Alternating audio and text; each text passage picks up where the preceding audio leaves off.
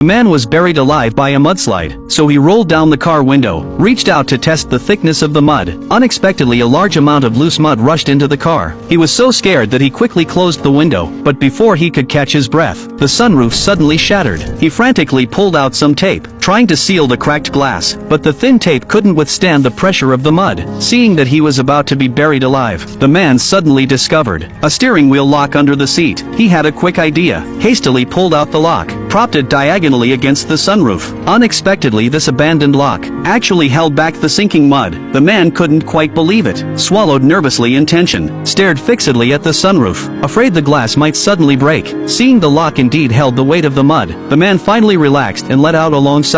But it was this moment of relief that led him to the dumbest act of his life. He brought a water bottle to his mouth, gulped down large mouthfuls, until the water was almost gone. Only then did he realize he had nearly drunk all his life-saving water. Filled with regret and panic, buried by the mudslide, uncertain how long before rescue, lack of water meant lower chances of survival. But what's done was done. He simply chugged the remaining water. After that, he gathered all usable items in the car, hoping to find something to aid survival, but clearly nothing could help. Just then, he noticed water seeping through the sunroof. The man immediately opened his mouth to greedily drink. After confirming it was clean and safe, he decisively took a bank card from his wallet, folded it into a funnel shape, inserted it into the water bottle's opening, then carefully fixed it under the sunroof. Just like that, dirty water flowed into the bottle. Though the water problem was solved, the man didn't dare slack off. He wanted to see how deep he was buried, so he found an iron rod, drilled a small hole in a bottle cap, attached a rope to it, then fixed it to the top of the rod,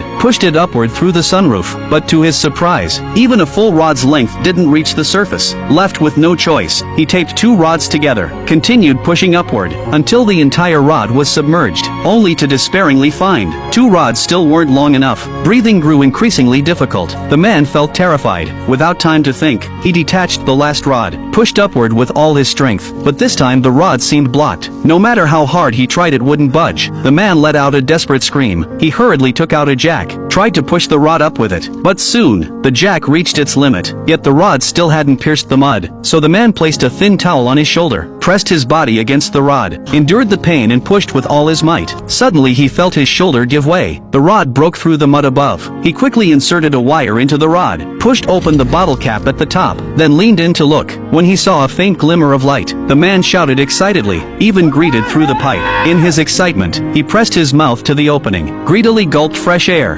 as if reborn. After that, the man began searching around, looking for something to attract attention. Suddenly he had an idea, pulled out old newspapers from the car, quickly rolled them into a strip, placed it near the pipe's opening, lit it with a match, hoping the smoke would rise through the pipe, alerting passers-by. But little did he know, this would ultimately cost him his life.